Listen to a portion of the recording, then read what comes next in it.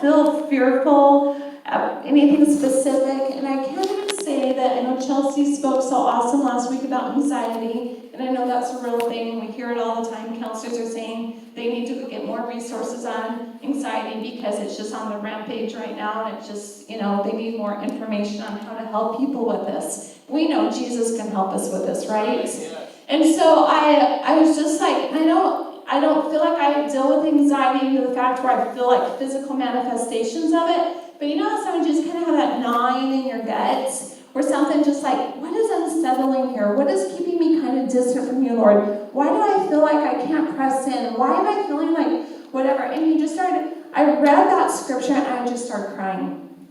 And I'm just like, Lord, and I just got wrecked. And I was just sitting there and I'm like, why did I feel like I was at that banqueting table with an empty plate? How sick is that? That's the orphan spirit.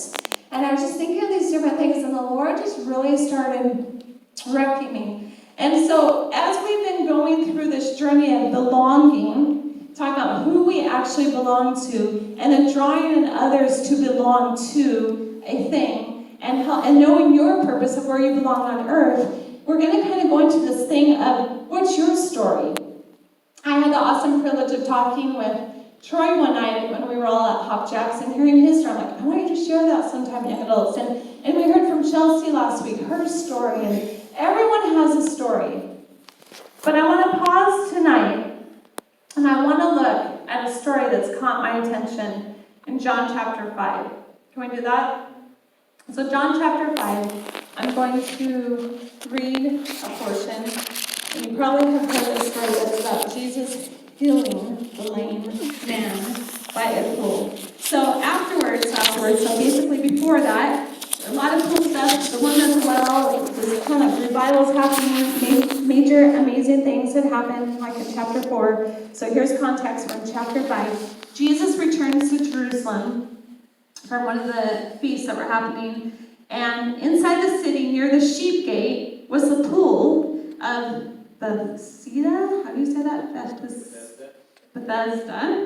Bethesda, with 5 covered porches. And there were crowds of sick people, blind, lame, or paralyzed, laying on the porches. One of them had been laying there for 38 years, been sick. Can you imagine that? For 38 years. But when Jesus saw him and knew he'd been ill for a long time, he asked him, would you like to get well? Can you imagine, you come in here, you come up forward, someone calls you forward for an altar call for healing or whatever, and you come up here. I'm talking not just physical healing, it could be anything. And you come up here and they're like, do you want to be healed? And you just want to like smack him, like, yeah, why am I up here? Listen, he's asking, do you want to be healed? He's like, okay, so he says, do you want to get well? I can't, sir, said the sick man. He'd been sick 38 years. For I have no one to put me in the pool. When the water bubbles up, someone else just gets in there ahead of me. Jesus told him, stand up, pick up your mat, and walk. Instantly the man was healed. He rolled up his sleeping mat, and he began walking. And so here this had happened on the Sabbath. And so the Jewish leaders were like so upset because this wasn't supposed to be happening. This is a Sabbath, and what? And so they said to the guy, what happened? This can't be happening, and you can't work on the Sabbath, and the law doesn't allow you to carry that sleeping mat. What's going on here? And he replied, the man who healed me told me to pick it up. Pick up the mat and walk. Who said such a thing like that to you? What's going on here? They demanded to know this, and the man didn't know, for Jesus had disappeared into the crowd. But afterward, Jesus found him in the temple and told him, Now you are well, so stop sinning, or something else may happen to you. Then the men went out, the Jewish leaders, and the story goes on. I want to pause and talk about that for a minute. Can you imagine, and some of you can imagine, because maybe you show up here week after week. I just want an answer to that problem. I just want that thing maybe taken from my life. And you've come here week after week with an issue of some sort, because we all have issues. And week after week, in big church and young adults or youth or going to a conference, years and years going to a conference and you show up, I just want to receive that miracle. Or I just want God to call me out of the crowd of 1,000 people, which we've all seen happen before. I just want that. You come in with an issue and leave with the same issue. And I have to wonder, and I know that doesn't happen all the time, because many of us have been set free. Many of us have walked out with a different experience and left without that issue. But tonight, I'm going to preach a little bit of a harder message. That's why I give you pie first. Comfort food. You might be pie after. Just joking.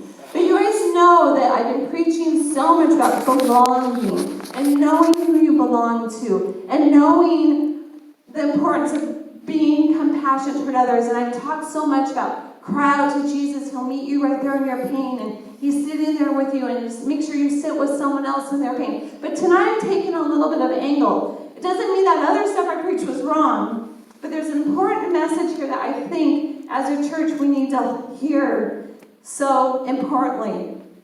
So here, he'd been sick for 38 years, been waiting, and maybe some of you are sitting here and you've been waiting for something. And he responds, but it wasn't a yes. When Jesus said, do you want to be done? Do you want to be healed of this thing for 38 years? None of us in here are even, well, except for myself, none of us in here are 38 years old. But can you imagine? He'd been laying there, and perhaps he believed that one day maybe he would get healed. Because what happened here, this was the sheep gate. So what they did in that culture, they'd bring the sheep there, they would bathe them before crossing over to the other side of the gate. And that water would flow through, and that's where the people came and entered. So here are 5 porches. Here are people laying in the pools, and they would take the people with the same disease, and they would kind of they would kind of like naturally come together, and like the paralyzed ones would sit here, the other ones would sit here. I don't even know all the different types that were there. But they came and they're sitting there, and back then they believed that if the wings of the angels would come, that you would just happen to, if the wings of the angel came, you would just happen to maybe get healed. So they show up and they're there, and this guy had been there for a long time, hoping that maybe tonight's my night. I've gone to a conference. I just went to Sean Bowles last week. Maybe he'll give a word of knowledge just for me tonight. Didn't happen. But Jesus is bigger than that. Right. But 38 years. And so he'd been maybe hoping that just someone periodically would get healed. And maybe it would be me. And instead of saying yes to Jesus, what did he say? He said, no one even took me to the pool. It was someone else's fault. And I wonder sometimes if that can be us, myself included. If sometimes we're laying around waiting for something magical to happen to us. I wonder if sometimes we're waiting around for someone to come and give us the perfect answer. And I'm wondering sometimes we're sitting, we're like, the church isn't doing it right. Or the setting over there isn't right. Or those Christian people, they call themselves Christians and they don't even reach out to me, which might be true. But we can begin to become entitled, or we can become filled with excuses. And so, it's everyone else's fault. I keep hoping, and nothing happens. I keep hoping, Tammy, and no one shows up. And I get that. I get that there's real pain attached to that. I get that pain is real. I get that if you're in depression, I get that that's real. I get that grief is real. I think Dr. Caroline Leaf was saying the other day, she goes, don't say to a person, you'll get through your grief. She says, you never get through grief. It is a process that keeps going and going, but you learn to have joy in the grief. You learn to love others. You learn to give out to others and not sit in it. And I think sometimes we can just sit on our mat of whatever that thing is that tends to keep us stuck in a spot. You guys understand what I'm saying? Yes. And maybe, just maybe these people laying around at the pools, begin to lose hope. And just maybe you're in here tonight, and you start to believe the lie of, this is just my lot for my life. This is just how it's going to be. Or how about this? I hear this a lot. They just don't understand me. Or how about, this is just who I am. I was just born this way. Or even bigger yet, that I think is a big, huge thing is, if I ask to be healed, what if it doesn't happen? Let's be real. Sometimes we're afraid to pray for someone for healing in fear of, what if it doesn't happen? Because then I made it about me, right? And we don't understand. We're not going to understand everything until we see Jesus one day, at why one person was healed of this and the other person. But I'm talking not just physical healing time. I'm talking about everything. Maybe we don't want to ask for that healing and afraid of being let down. Or maybe we get stuck laying on a mat because we've been offended. I know we've all been offended. Not you're Superman or Superwoman. Been offended. So instead, we let people or situations keep us on a mat. I forgot to bring my yoga mat here tonight. I was going to lay it here. But as just a symbolization, because I like props. Yes, props. But I'm wondering tonight if there's some things on a mat that we've been laying on for a long time. And this doesn't even have to be like a major sin or something. It can be just a fear from stepping out.